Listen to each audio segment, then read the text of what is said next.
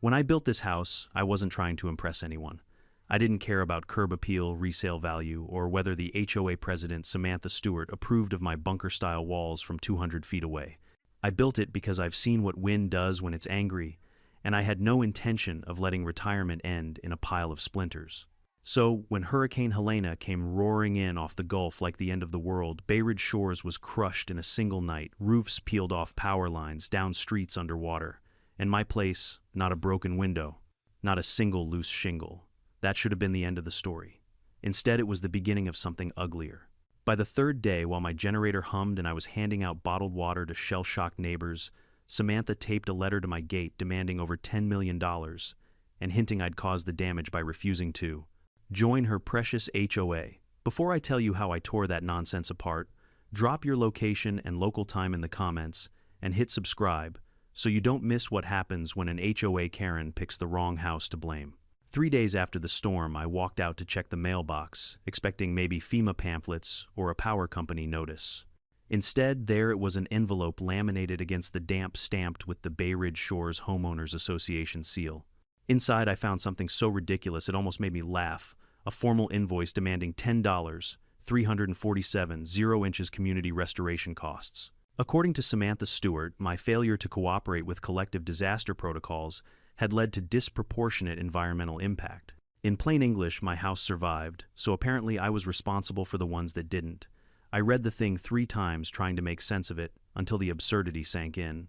They were blaming me for the hurricane. By that afternoon, local gossip was spinning faster than the storm itself. Someone had posted a drone photo of Bay Ridge Shores online, debris everywhere except for one square of untouched perfection. My house. The caption read, "Coincidence within hours, it had thousands of shares." People I didn't even know were accusing me of everything from using military technology to redirecting wind currents. It would have been funny if it hadn't turned into a witch hunt. A neighbor I'd pulled from floodwater now crossed the street to avoid me. Teenagers threw rocks at my gate. A local radio host called me the bunker guy who cheated nature. And through it all, Samantha smiled on the news, saying, "We're just seeking accountability for our devastated community." Accountability. That word burned. I scanned the HOA letter, sent it to my attorney, David Monroe, and waited. He called back 15 minutes later, laughing so hard he could barely breathe. "Frank, that's not a lawsuit," he said between chuckles. "That's a nervous breakdown on letterhead." Still, his tone shifted when he added, "But if they're serious about this, you'd better get ready.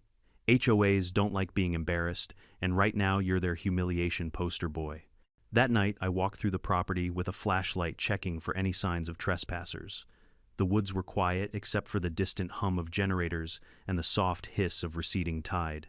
My bunker stood unshaken, smug in its defiance. But inside, I felt the pressure tightening, not from the storm, but from the people trying to rewrite what had just happened. The next morning, I found something else taped to my gate, a copy of the Bay Ridge Shores Community Charter with a new amendment proposal, mandatory inclusion of adjacent non-participating properties into the HOA for collective safety. Compliance. Translation: they were trying to annex my land again. I brewed a pot of black coffee, sat on the porch, and reread the document. Every word felt like déjà vu. They'd tried this before. Fake zoning forms, falsified parcel lines, and even a petition signed entirely by HOA board members using identical handwriting. I'd beaten them once. They were just hoping time had made me softer. I called David again. "They're doing it, aren't they?" I said. "They're pulling the same trick." He sighed. "Worse. This time, they've got a sob story. Disaster brings sympathy, Frank, and people don't think straight when they're grieving their homes." He was right. The HOA had turned pain into propaganda. By the end of the week, the local news aired a segment titled, "Why Did One Home Stand When Others Fell?" They showed footage of me hauling debris and handing out water bottles, and somehow made it look suspicious. Experts question whether the design of Mr. Bailey's structure could have unintentionally redirected wind shear toward neighboring properties, the anchor said with manufactured concern. Officials are investigating possible zoning irregularities. That line hit me harder than the storm itself. Investigating possible zoning irregularities. Samantha's fingerprints were all over it. 2 days later, I received an official summons. Not from FEMA, not from the parish, but from the HOA's attorney, a 40-page complaint accusing me of refusing to participate in communal mitigation, moral negligence, and my personal favorite, environmental imbalance due to selfish architectural foresight. Apparently, designing your house too well was now unethical. David's voice was calm but grim. They want a settlement. They'll drag your name through the mud until you pay something, anything to shut them up. Then I'll do the opposite, I said. I'll drag them through it instead. That weekend, I began digging through my storage shed, pulling out old blueprints, inspection certificates, FEMA permits, notarized plats, everything I'd kept since construction. Every signature, every date, every document. My father used to say paperwork is the only weapon polite society allows. I intended to sharpen it. I spent hours cross-checking records, highlighting inconsistencies.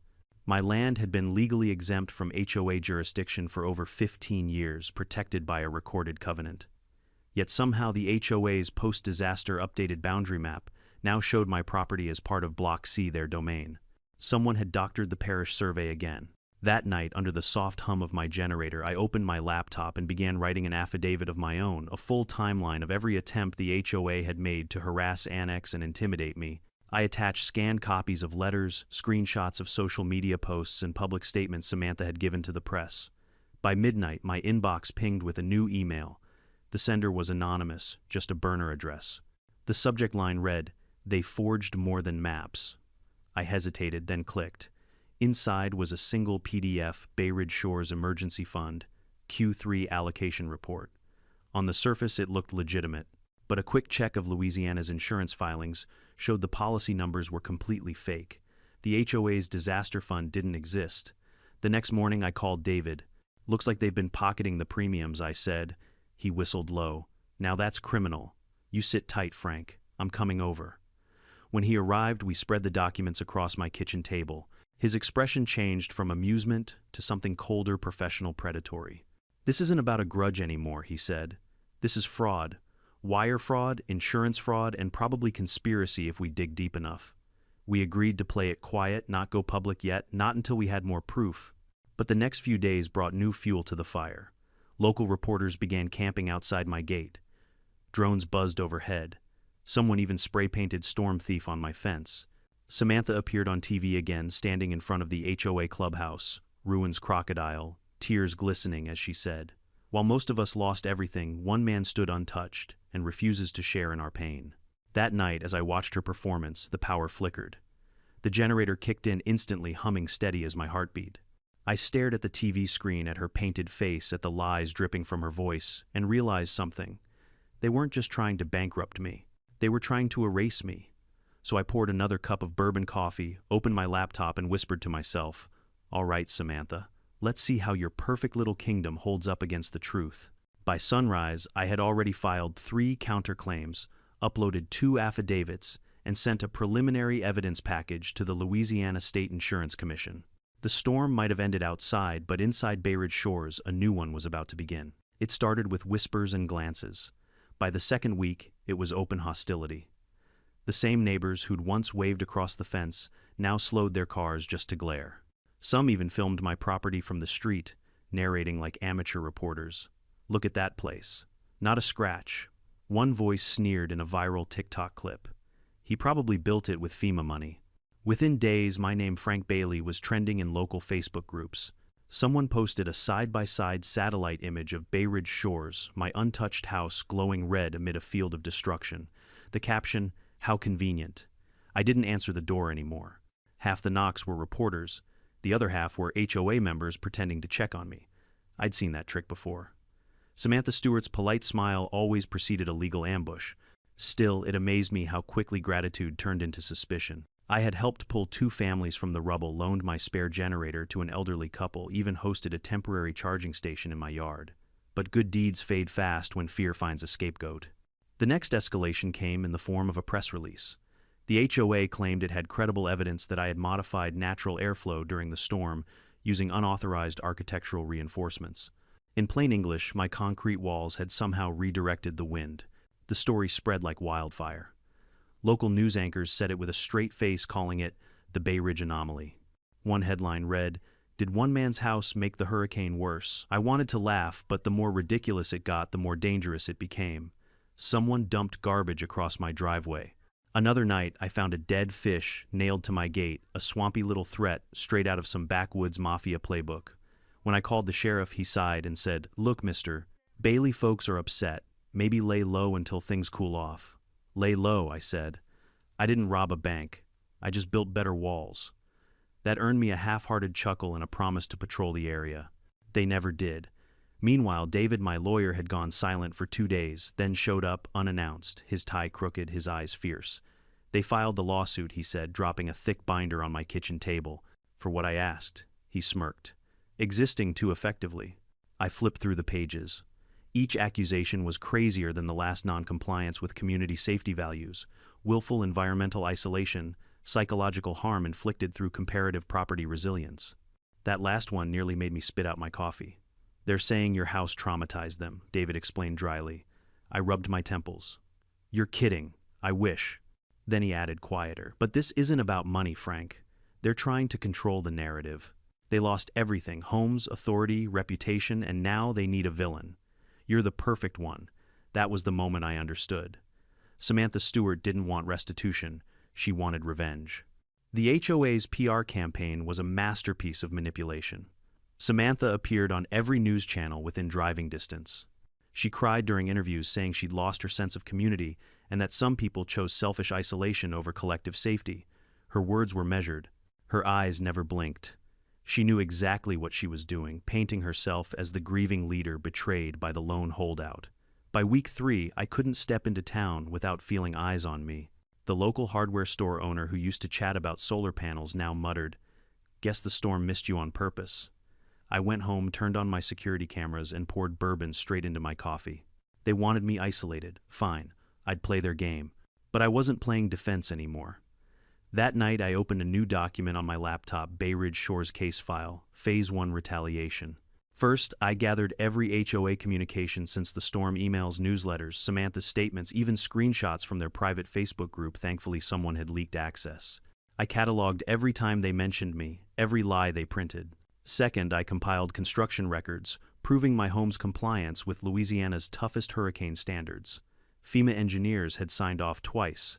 County inspectors had stamped every permit. I had proof, while Samantha had opinions printed on letterhead. Still, the court of public opinion was harsher than any judge. One evening, as I checked my perimeter cameras, I saw 2 teens spray painting Storm Devil on my fence. I stepped outside, flashlight in hand. They froze like raccoons in headlights. "You really think that'll hold up in court?" I asked. They bolted without answering. The next morning, I found my mailbox smashed flat. David wanted to push for a restraining order, but I told him no. "Let them dig their own grave," I said. "I'm just collecting evidence."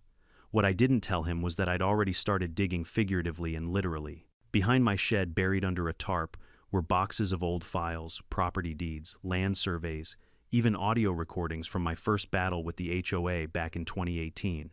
Samantha had been vice president then.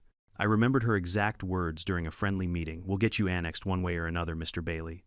Nobody lives outside the HOA forever." I'd kept the recording out of spite. Now it was gold. By day, I stayed quiet. By night, I built a digital arsenal. I scanned documents, encrypted folders, and backed everything to a cold drive hidden under the floorboards. Then came the first real crack in their wall. An anonymous email appeared in my inbox. Subject: "She's lying to them too." Attached were internal HOA spreadsheets showing where the community's disaster fund money had gone. Each line item looked legitimate until you saw the recipient accounts. Offshore transfers, shell corporations, a Cayman Islands P.O. box linked to S. Stewart Holdings, LLC. I stared at the screen for a long time, then forwarded it to David with 2 words. "Game on." He called within minutes. "If this checks out, we're not just defending you, we're taking them down." The next few days blurred into a quiet storm of preparation. David built a timeline. I gathered visual evidence. We even hired a forensic accountant, a soft-spoken man named Howard Chen, who could track money through smoke and mirrors. Within 48 hours, Howard confirmed it. Samantha had funneled nearly $2.6 million in fake insurance premiums into her personal investments months before Hurricane Helena even formed. I felt a grim satisfaction rising in my chest. They'd accused me of cheating nature. Turns out they were the ones robbing their own neighbors. But truth alone wasn't enough. We needed timing. David grinned across the table. "They've already filed suit. That means discovery works both ways. Once we're in court, they can't hide this anymore. And if the judge throws it out," I asked. He shrugged. "Then we go public. Either way, Samantha's empire burns. That night, as the rain returned in gentle sheets, I stood by the window watching the floodlights cast long shadows across my lawn. My reflection in the glass looked older, harder. I hadn't wanted a war. But after what they'd done, after the lies, the slander, the threats, I realized something vital. The storm wasn't the enemy. The HOA was. When lightning flashed over Bay Ridge shores, I whispered to the darkness, "You picked the wrong survivor, Samantha." The first time I realized just how deep this rabbit hole went, it wasn't from a lawyer or a judge, it was from a scared man who didn't want to be seen. It was late afternoon, the sky still swollen from afterstorm humidity, when a dusty pickup rolled up to my gate. Out stepped a man in a faded windbreaker, clutching a folder like it was radioactive. He glanced around nervously before speaking. "You don't know me, Mr. Bailey," he said. "Name's Carl Benson. I used to do accounting for the Bay Ridge Shores HOA. I quit 3 months before the storm." He looked tired, like a man who'd been living with too many secrets and not enough sleep. "I think you should see this," he said, handing me the folder. Inside were photocopies of ledgers, wire receipts, and internal memos. HOA storm insurance payments listed as premium fees were being routed through a fake insurer, Sunland Mutual Assurance, registered to a P.O. box in Belize. Every payment ultimately funneled into a bank account belonging to Samantha Stewart. I didn't say anything at first.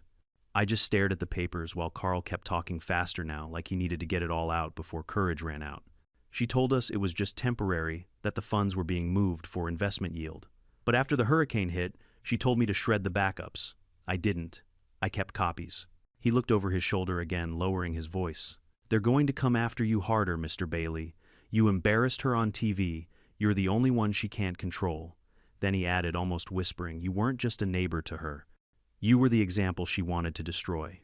Before I could respond, Carl was gone, driving off down the dirt road like a man escaping his own conscience. I called David immediately. "You better come over," I said.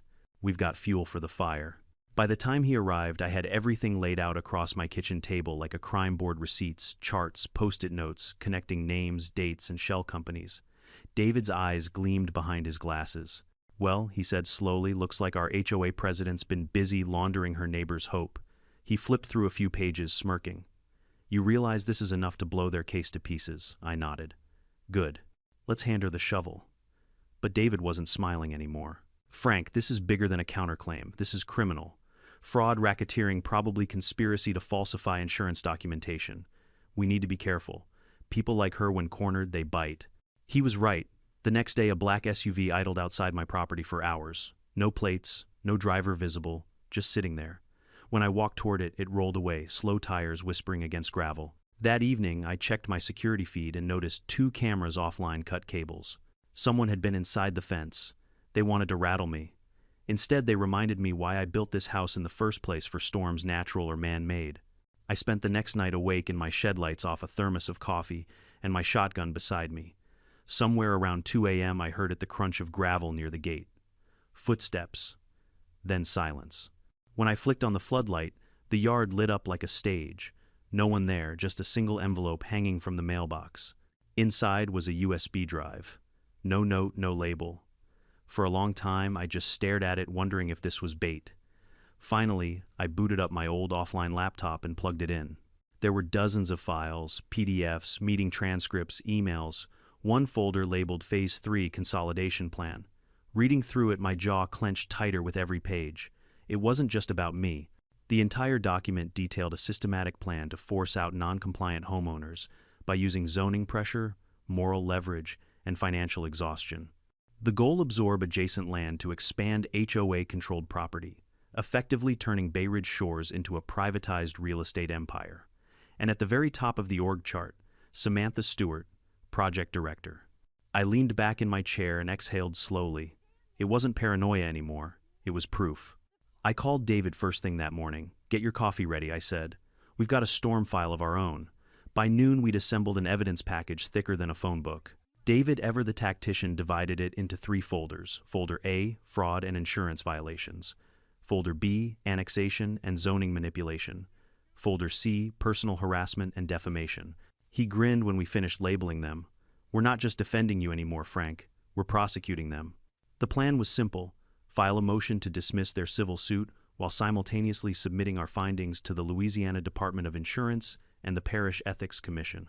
If they wanted a courtroom, they'd get one, but this time as defendants. That evening, as we went through the chain of evidence, a second knock came at the door. Not law enforcement this time, not reporters. Just another weary face from the neighborhood. He was in his 50 seconds gray stubble HOA polo shirt, half torn. "My name's Tom Weaver," he said quietly. "I was the HOA treasurer until last week." David and I exchanged a glance. Tom stepped inside and set a flash drive on the table. "I can't keep doing this," he said. "You're not the only one they tried to ruin."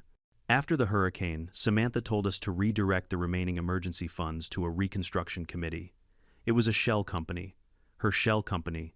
He looked around my bunker-style living room, eyes scanning the reinforced windows, the steel door frames. "You built this place to survive nature.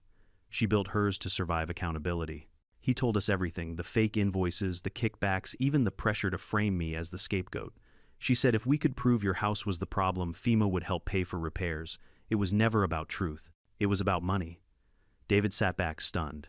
"You're willing to testify?" Tom nodded. "Yeah. Just make sure people know I tried to fix it." When he left, I walked him to the gate. He hesitated before turning to me. "She's not going down quietly," he said. "You've got no idea who she's connected to." I smiled faintly. "Maybe she doesn't either." For the next week, David worked the phones like a war general. We submitted evidence to state investigators, filed a counterclaim for defamation and harassment, and notified the court of new criminal findings. Then we waited. Waiting is the hardest part of any fight, especially when your enemy controls the narrative. The HOA's social media page accused me of cyber harassment and coordinated misinformation. They even claimed the leaked emails were AI fakes. But once the Street Bernard Parish Tribune got wind of the story, things changed fast. The headline hit like thunder: HOA president under investigation for fraud, whistleblowers allege $2, 6M vanished before storm. The online comments were instant chaos. Some defended Samantha. Others turned on her completely. One post read, "We trusted her with everything, now she's blaming the only man who did it right." I printed that one and taped it on my fridge. By the weekend, parish investigators had officially opened an inquiry. The HOA's assets were frozen pending audit. Samantha's lawyer filed for delay, classic stalling tactic. But even the press smelled blood now. Reporters swarmed the gates again. I didn't speak. I didn't need to. David handled the statements.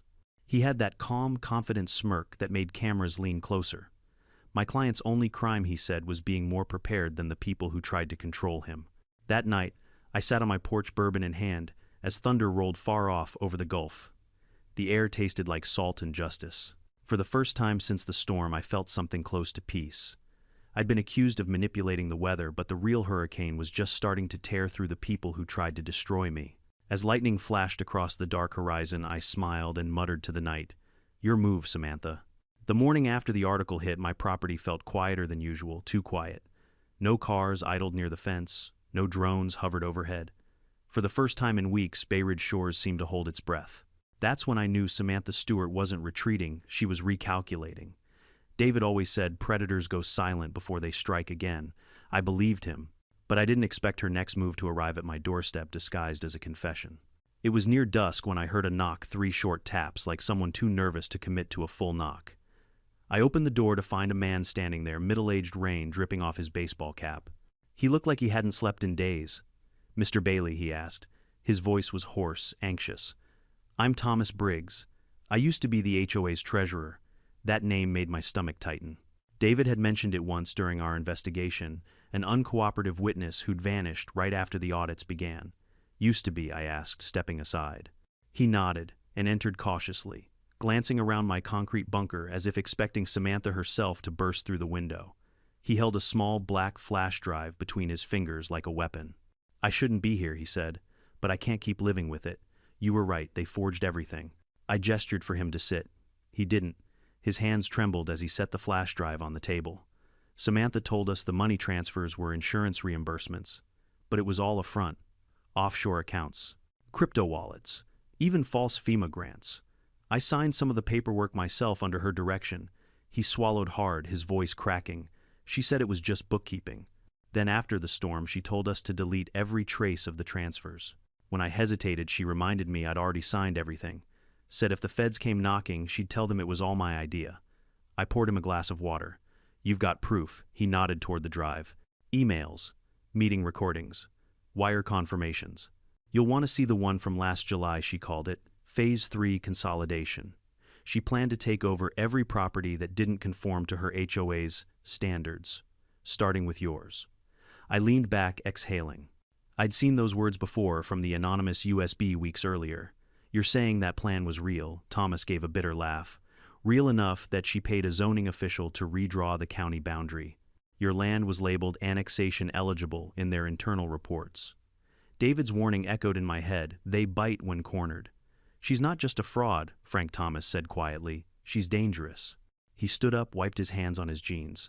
I can't stay here long. I've already been followed twice this week, but I needed someone to know before I disappear.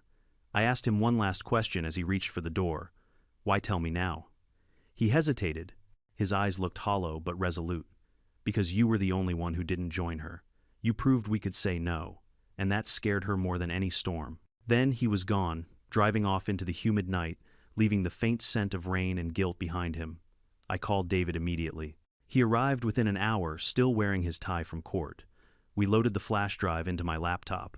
What we found wasn't just incriminating, it was explosive. There were internal audio clips, meeting notes, and email threads between Samantha and board members discussing leverage strategies. She called them moral conditioning tools, ways to manipulate residents into compliance after disasters. But one line stood out more than the rest. In a recorded meeting dated August 10th, 2 weeks before the hurricane, Samantha said, "If we can't control outliers like Bailey, we'll make them the enemy. Public shame is cheaper than litigation." David froze, eyes widening. She admitted intent. That's malicious prosecution. This recording could nuke their entire legal defense. Then we found another folder labeled H Project Emergency Plan. Inside drafts of the very lawsuit they eventually filed against me, complete with Samantha's handwritten notes in the margins. Blame structure, deflection of impact, collective damages, narrative, avoid insurance questions, focus on morality. If he resists, use media pressure. She hadn't just reacted after the hurricane. She'd planned my destruction months in advance. I stared at the screen, fists clenched. She built her empire on lies, and when the wind blew it down, she tried to make me the scapegoat.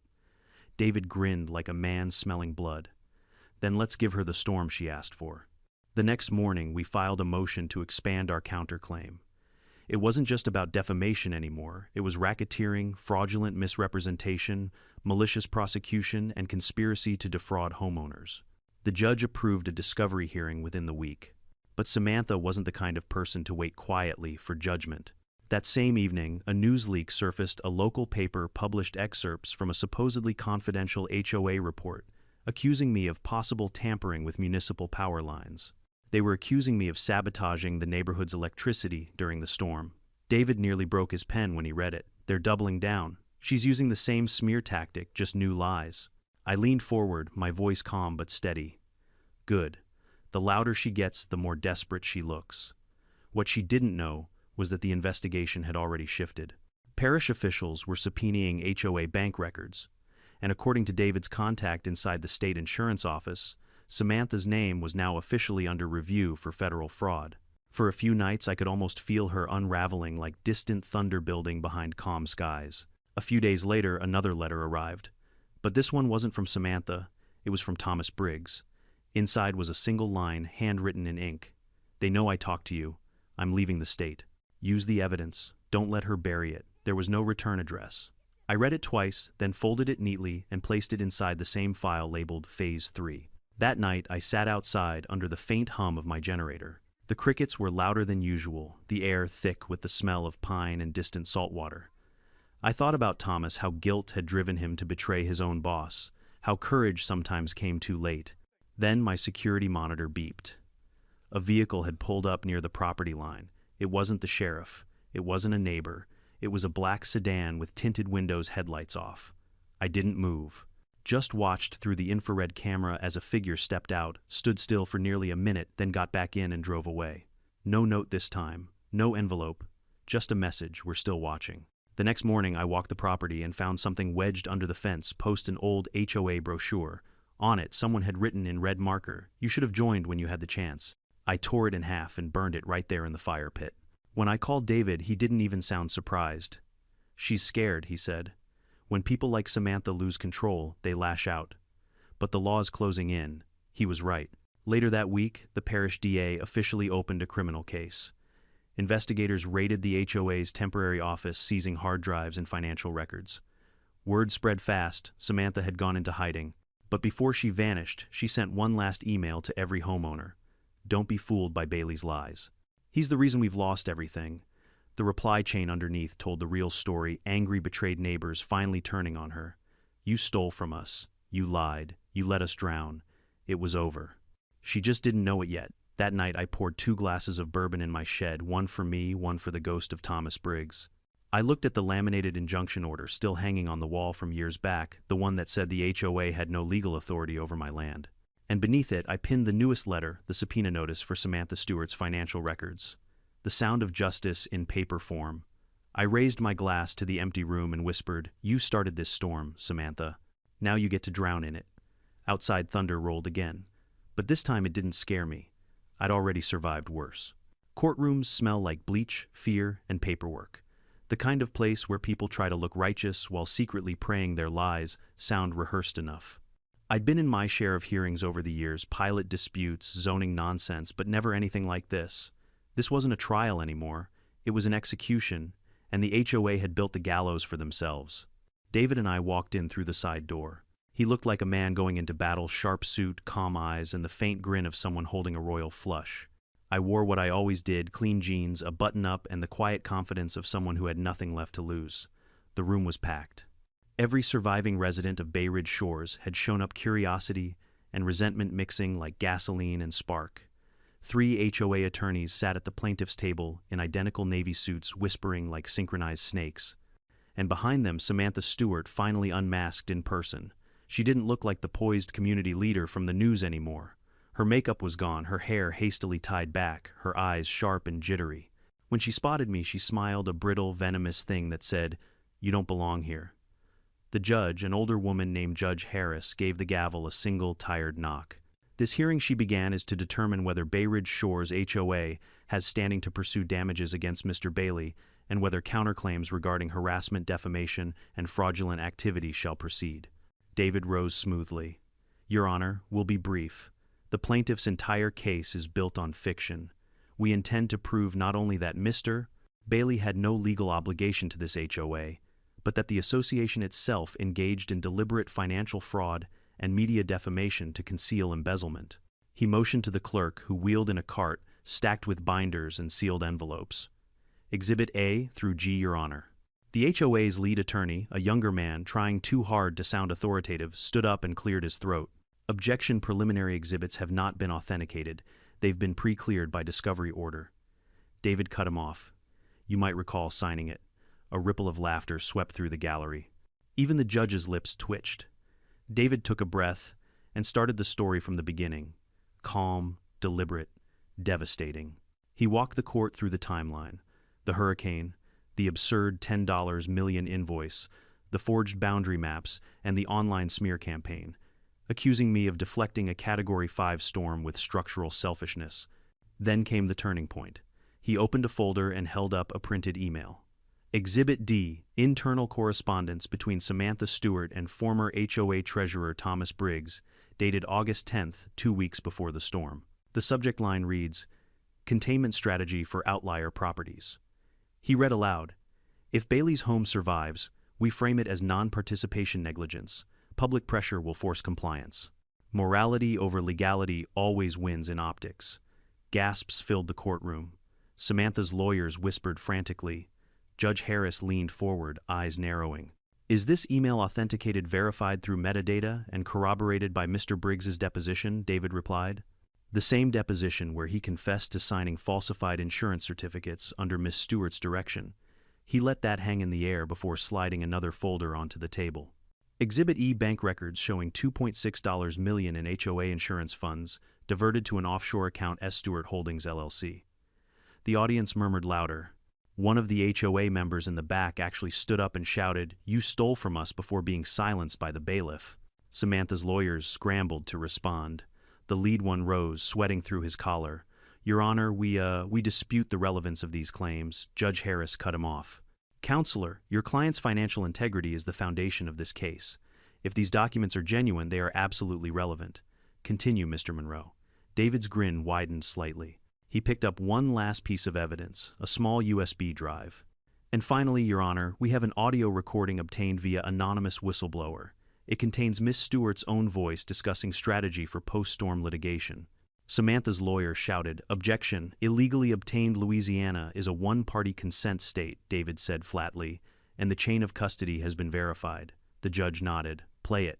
The courtroom went silent except for the hum of the speakers. Then her voice filled the air, clear, proud, unmistakable. "I don't care if the whole bay floods. If my house sells first, the rest can rot. And as for Bailey, let the wind do the heavy lifting. When it's done, we'll bury him in paperwork, and the press will eat him alive." The silence that followed was nuclear. A few people audibly gasped. Someone cursed under their breath.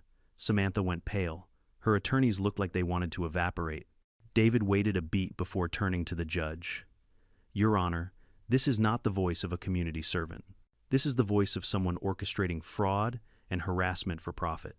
Judge Harris leaned back, staring directly at Samantha. "Miss Stewart, do you deny the authenticity of this recording?" Her lips moved, but no sound came out. Then she shook her head slightly, eyes glistening. It was taken out of context. David raised an eyebrow. "Of course it was." The judge sighed, scribbled something on her pad, and finally spoke. "The court finds that Bay Ridge Shores HOA has no standing to pursue damages against Mr. Bailey, having violated prior injunctions, fabricated claims, and engaged in harassment. Furthermore, the defendant's counterclaims for defamation, emotional distress, and fraud will proceed to trial." A murmur spread like wildfire through the gallery. The gavel hit once sharp and final. Court adjourned. Outside reporters swarmed us like gnats. Cameras flashed, microphones shoved forward. "Mr. Bailey, how does it feel to win the preliminary hearing? Do you believe the HOA will face criminal charges? Is it true you built your house to survive nuclear fallout?" David handled them with a lawyer's finesse. "No comment on pending litigation," he repeated like a mantra. I didn't say a word. I just kept walking, letting the flashbulbs strobe against my calm expression. But when we reached the courthouse steps, I couldn't resist turning back. Samantha was emerging behind her attorneys, flanked by parish deputies. Her face was white with fury, a storm contained only by handcuffs of humiliation. I met her eyes across the crowd. For a moment, everything went quiet. No reporters, no noise, just two people who'd survived the same hurricane, but lived through entirely different kinds of destruction. She mouthed something. I couldn't hear it, but I read the words easily. "This isn't over." I smiled, small and deliberate. "It is for you." Later that evening, David and I sat in my kitchen, the table cluttered with takeout containers and victory paperwork. He poured 2 glasses of bourbon, slid one toward me. "You realize this isn't just a win," he said. "This is precedent. Every HOA lawyer in Louisiana is about to have nightmares about you." "Good," I said, clinking my glass to his. "Maybe they'll finally build something useful like ethics." He laughed, the sound echoing off the concrete walls. For the first time in months, I let myself relax. The storm outside had long passed, but this was the calm that mattered. Before leaving, David looked back at the framed injunction on my wall, the same one from years ago that had started it all. "You ever think about selling this place?" After everything, I shook my head. "You don't sell freedom, David. You defend it." He smiled, tired but proud. "Then you just did." When he left, I stepped out onto the porch. The sky was orange and gold, quiet waves licking the distant shoreline. The same neighborhood that once tried to destroy me was now learning what accountability sounded like. As the last of the sun dipped below the water, I whispered into the breeze, "Storm's end." But truth always rebuilds. And somewhere far behind me, a gavel was still echoing. For a few days after the hearing, Bay Ridge Shores was a ghost town. The manicured lawns that once hosted HOA barbecues were overgrown and silent, the mailbox flags all hanging limp like white flags of surrender. Even the local gossip Facebook page had gone dark, either shut down or seized by investigators. But calm like that doesn't last. Not when there's still blood in the water. By midweek, the news cycle had exploded. HOA president accused of fraud and embezzlement blared across Louisiana headlines. One network even called it the storm after the storm. Cameras parked outside Samantha's suburban rental home. News vans lined the parish courthouse. Her carefully curated image pastel blazers, charity events, Sunday smiles crumbled overnight. David called early the next morning, voice almost gleeful. "She's running scared," he said. The DA's office just confirmed a joint state-federal probe. Wire fraud, conspiracy, misuse of disaster funds, it's all on the table. I sipped my coffee on the porch watching a squirrel dart across the fence. They found her offshore accounts. They found 3. And a condo in Denver she bought under her sister's name, paid in full the week before the hurricane hit. That made me laugh bitterly. So she saw the storm coming and cashed out early. Exactly. And she didn't warn anyone else. The story caught fire faster than Samantha's lawyer could smother it. Within 2 days, the New Orleans Chronicle ran an investigative expose, The Queen of Bay Ridge, How an HOA Empire Was Built on Lies. It detailed everything David and I had uncovered, the fake insurance policies, the falsified zoning maps, even the consolidation plan to seize adjacent private lands. There was a photo of me standing by my fence, arms crossed, the caption reading, "The lone holdout who fought back." I hadn't agreed to that interview, but I didn't mind. The truth was out, and it was louder than Samantha's lies ever were. By Friday, the DA's office held a press conference. The lead investigator, a stout woman named Karen Lewis, ironically stepped up to the microphone. "We can confirm that preliminary evidence indicates extensive financial misconduct within the Bay Ridge Shores Homeowners Association," she said. "We are pursuing charges against multiple individuals, including Miss Samantha Stewart." That was the moment it became real, not just for me, but for everyone who'd ever been bullied by that woman in heels with a clipboard. 2 days later, she was arrested. It happened quietly, no sirens, no spectacle. Just 2 unmarked cars pulling up outside her gated rental house in Baton Rouge. She'd been staying there under her sister's name, probably thinking she could wait it out until the storm of publicity died down. But this time, the real storm came for her. The mugshot hit the internet within hours. Samantha Stewart, age 47, charged with wire, fraud, conspiracy, and misappropriation of disaster funds. She still tried to look composed, but the camera doesn't lie, her smile was gone. I found out from David while replacing a section of fencing blown down in the last squall. He texted me a photo of the news headline with 3 words, "She's officially done." For a moment, I didn't feel triumph. Just quiet relief, like finally exhaling after holding my breath for months. The fallout was catastrophic for Bay Ridge Shores. 18 homeowners, the same people who once accused me of moral negligence, filed civil suits against Samantha personally. They demanded restitution for the stolen insurance premiums. Several HOA board members resigned under threat of indictment. The once proud neighborhood became a legal wasteland. Foreclosures, liens, for sale signs lined the streets like tombstones of pride. The county stepped in to dissolve the HOA officially. The final notice arrived in a plain white envelope stamped with the parish seal, Bay Ridge Shores Homeowners Association corporate entity, terminated by order of court. It was anticlimactic. No ceremony, no apology. Just a bureaucratic obituary for an empire built on control. I tacked the letter next to the framed injunction on my wall, the same one that had once forbidden them from touching my land. They'd violated it anyway, and it cost them everything. A week later, David stopped by unannounced, a grin plastered across his face. He held up a check envelope. "The settlement came through," he said. I opened it and blinked. $2 million and change. Damages, restitution, legal fees, all wired directly from what remained of the HOA's escrow account liquidated by court order. David chuckled, pouring himself a cup of my terrible coffee. "Guess you could finally buy that fishing boat." I smirked. "Or a taller fence." We both laughed. Then he grew serious. "You know, Frank, what you did here, it's more than a personal win. You set a precedent. Every HOA lawyer in this state's rewriting their bylaws right now, making damn sure they never pull a Samantha Stewart." I leaned back in my chair. "Good. Maybe next time they'll stick to picking paint colors and stop trying to play God." But despite the victory, the weight of everything lingered. The neighborhood was quiet, too quiet. The families I'd once helped during the storm avoided eye contact at the gas station. Shamed as that, it doesn't let people say I'm sorry even when they mean it. Still, not everyone hid. One afternoon, I heard tires crunching up my driveway. A familiar nervous face stepped out, Tom Weaver, the former treasurer who'd turned whistleblower. He looked healthier now, less haunted. He handed me a small wooden box burned around the edges. "I found this in the old HOA office, after the county seized it," he said. "It's the original charter, signed by the first homeowners back in 1996. Thought you might want it?" I opened it. Inside were faded papers brittle from humidity. Names, signatures, and one line printed in perfect irony. "To create a better community built on trust and shared values." Tom looked down. "Guess we lost that somewhere along the way." I nodded. "Greed does that. You can't build community on control. He smiled faintly. You're a better man than I gave you credit for. No, I said.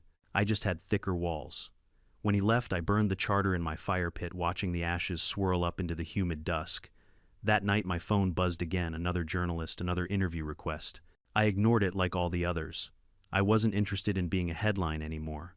I sat on the porch, bourbon glass sweating in my hand, listening to the frogs sing from the bayou.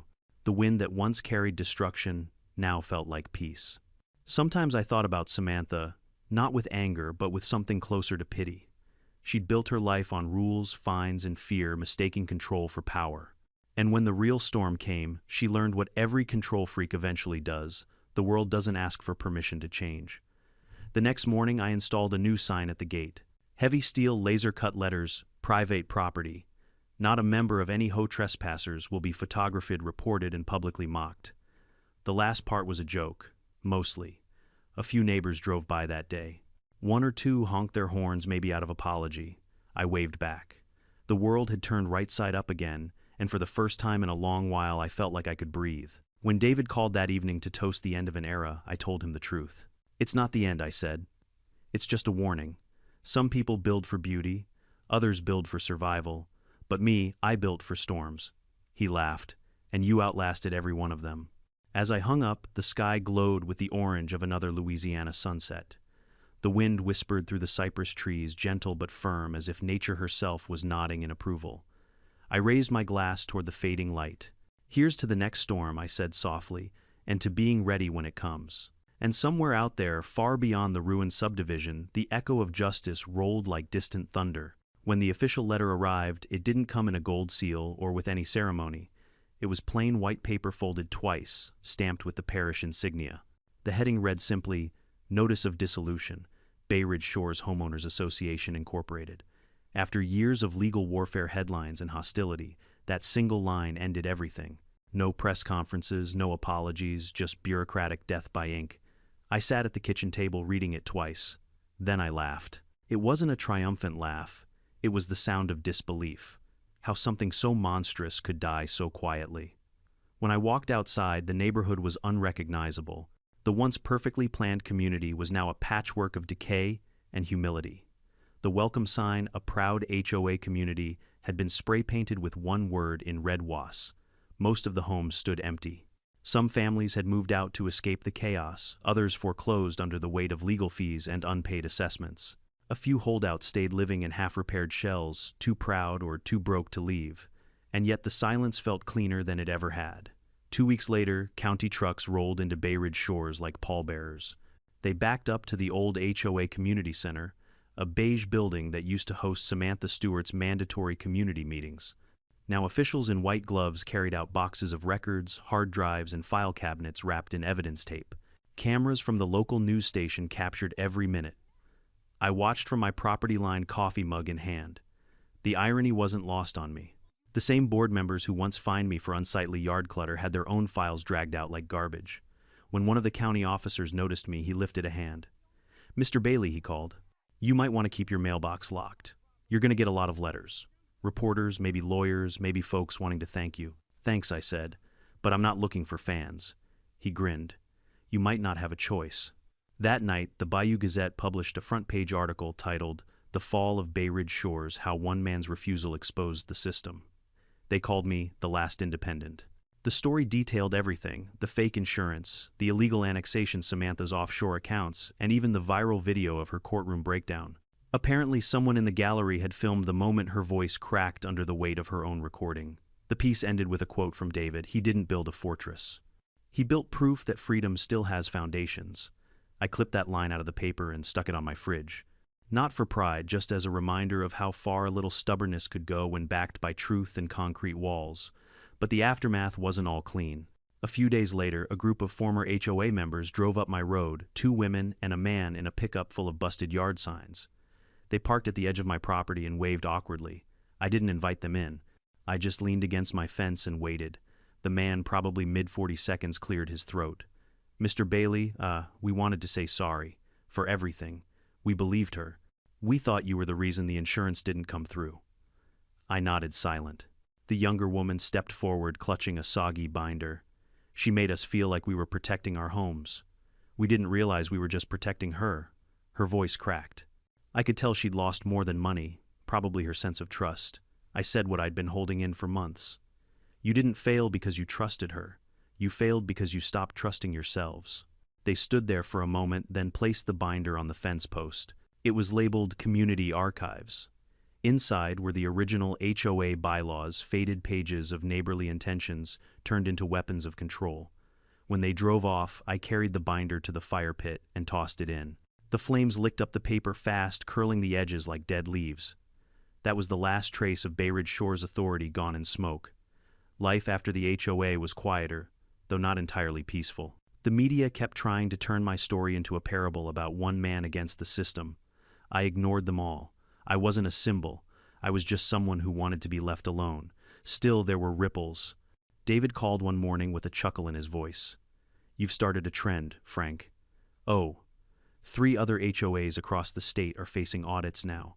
Residents are citing your case as precedent. Lawyers are calling it the Bailey Doctrine. I almost spilled my coffee. You're kidding. Dead serious. It means if an HOA tries to annex private land or misuse funds, courts can reference your judgment. Congratulations, your legal folklore. I sighed. Just what I always wanted to be a bedtime story for bureaucrats. He laughed, and for once I did too. A month later, I received one last visitor, Tom Weaver, the whistleblower, who'd first brought me the proof that buried Samantha. He looked better now, cleaner clothes, steadier eyes. He handed me a plain envelope. Inside was a cashier's check for $25,000. The restitution fund, he said. The court approved payouts to victims. I didn't want to keep mine. You earned it more than I did. I shook my head. Keep it, Tom. Use it to rebuild. He smiled faintly. I'm done rebuilding. I'm moving north, somewhere without HOAs. I chuckled. You'll like the cold. Bureaucrats hate snow. Before he left, he looked around the property one last time. You know, Bailey, you didn't just win. You exposed the disease under the paint. People like her don't create communities, they consume them. I nodded slowly. And sometimes the cure has to burn. He drove away without another word. The following morning, I installed my new gate sign, polished steel black lettering that glinted in the sunrise. Private property. No trespassing, not a member of any HOA trespassers will be photographed, reported, and publicly mocked. I added a small sticker beneath it. Freedom maintained by concrete and common sense. That one made me smile. The rest of the year passed in peace. I repaired my garden, repainted the porch, and finally fixed the old generator shed. Sometimes on still evenings, I'd walk down to the bayou where the water shimmered like glass. The storms still came, but they didn't scare me anymore.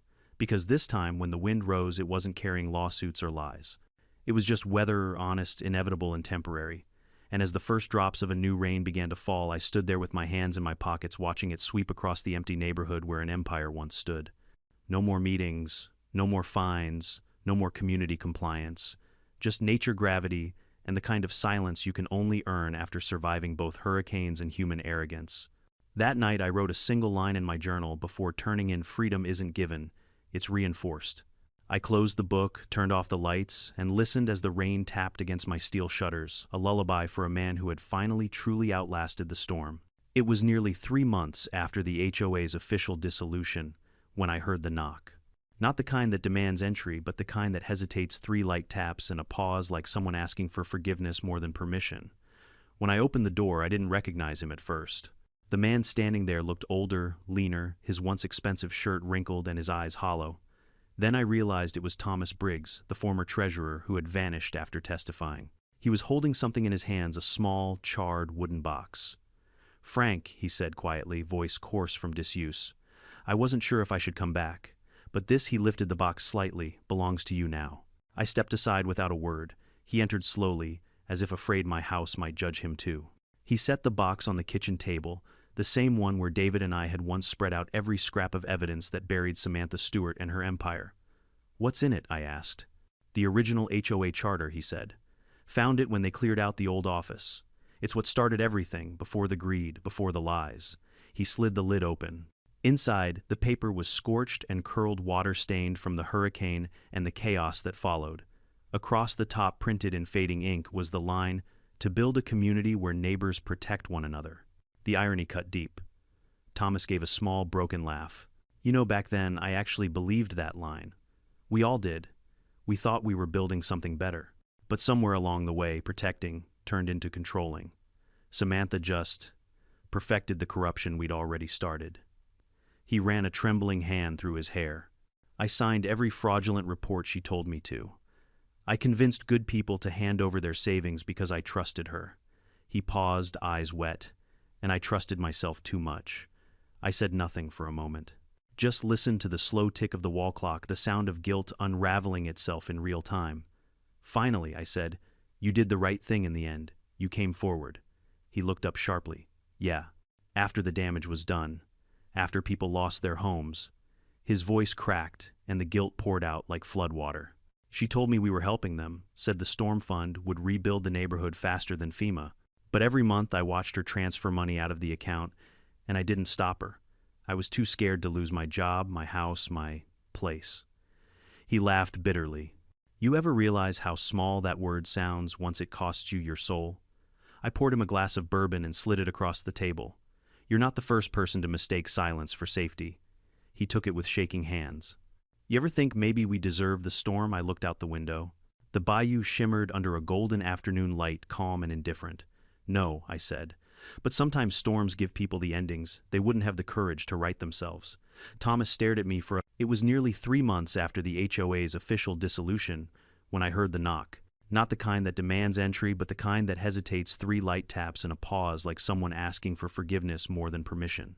When I opened the door, I didn't recognize him at first. The man standing there looked older, leaner, his once expensive shirt wrinkled and his eyes hollow. Then I realized it was Thomas Briggs, the former treasurer who had vanished after testifying.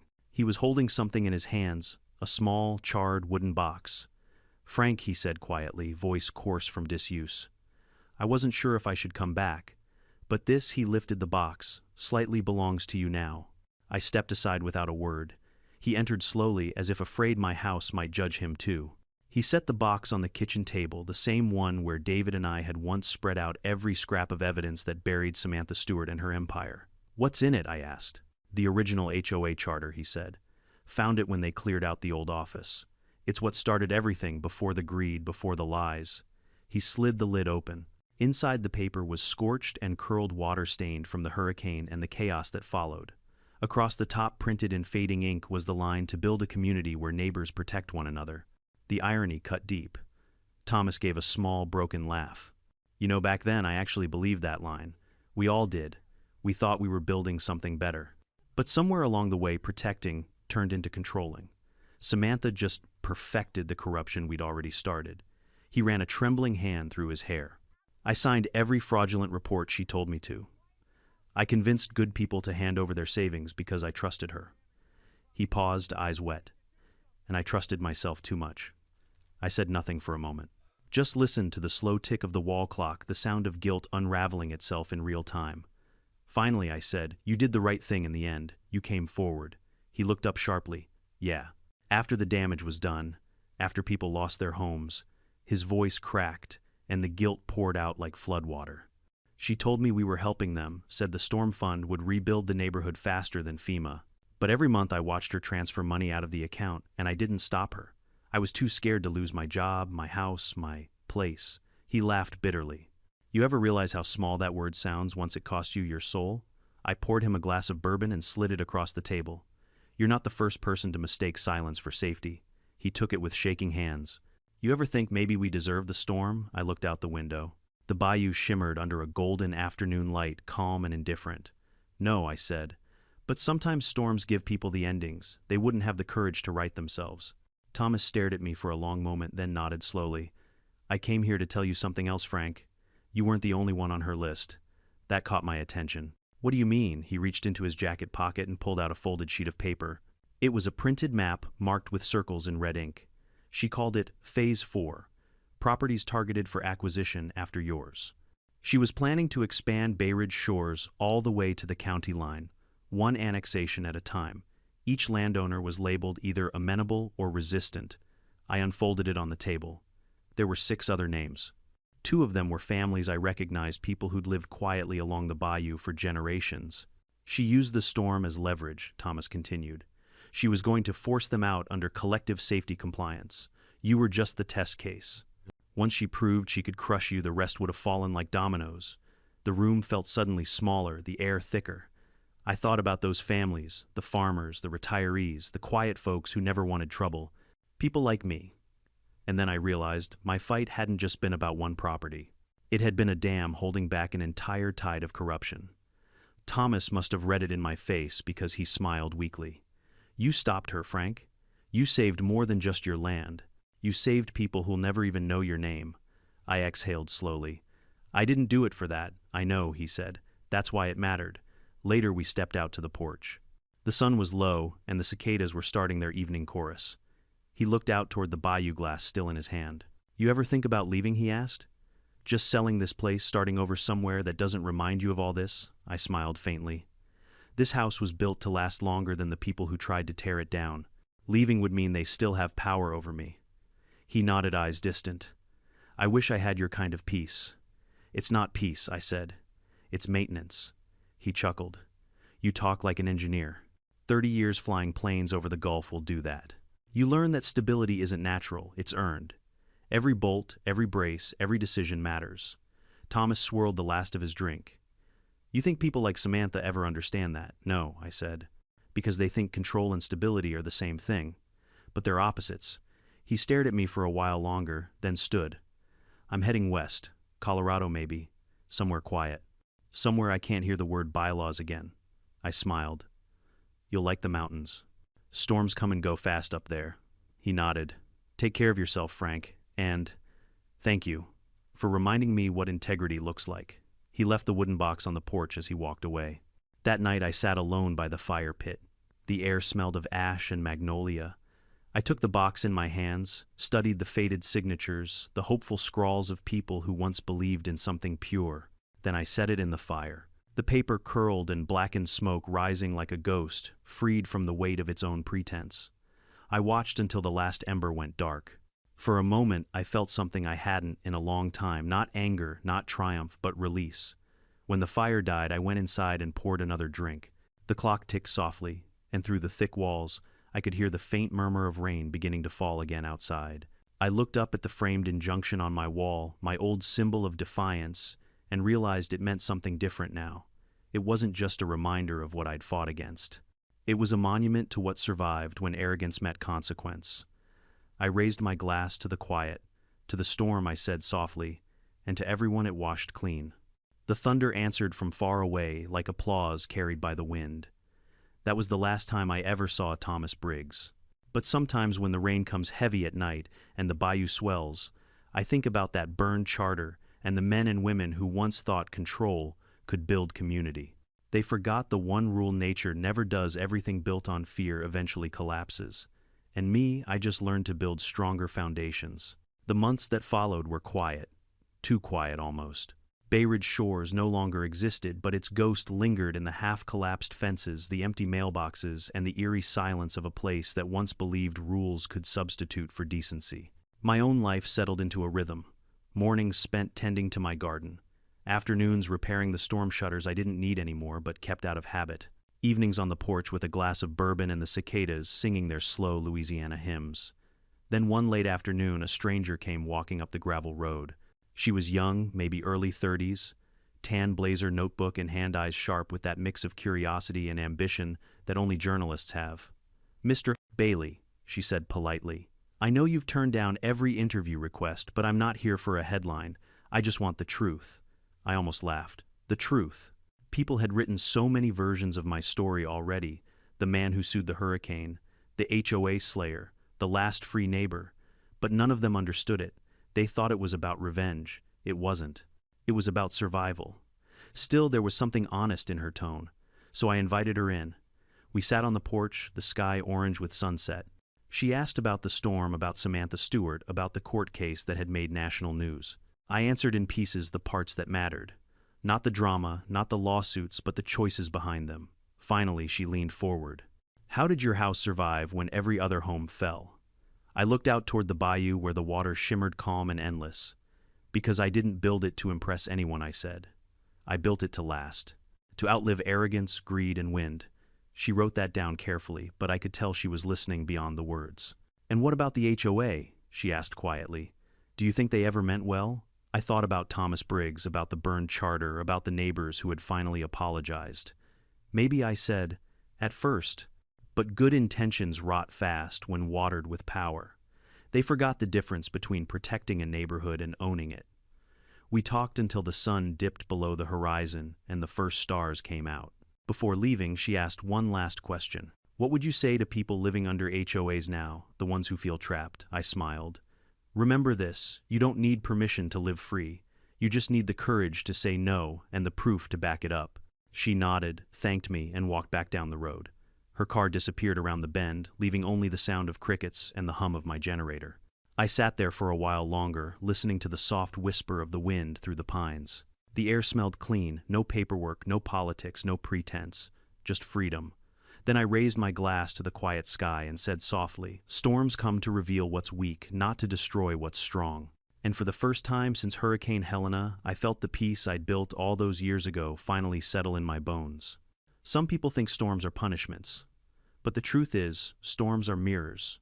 They show us who we really are when everything comfortable is stripped away. The HOA built its world on control, fear, and image. I built mine on preparation, integrity, and patience. When the wind came, theirs fell apart. Mine didn't. Life isn't about avoiding the storm. It's about building so well that the storm passes and you're still standing. Whether it's an HOA, a corrupt system, or just people who mistake power for leadership, never trade your independence for approval. In the end, freedom doesn't come from walls or money. It comes from knowing that when chaos hits, you've already reinforced your foundation with truth, resilience, and peace of mind. If you've ever stood your ground against something unfair, tell me your story in the comments and don't forget to subscribe. We stand stronger when we stand together.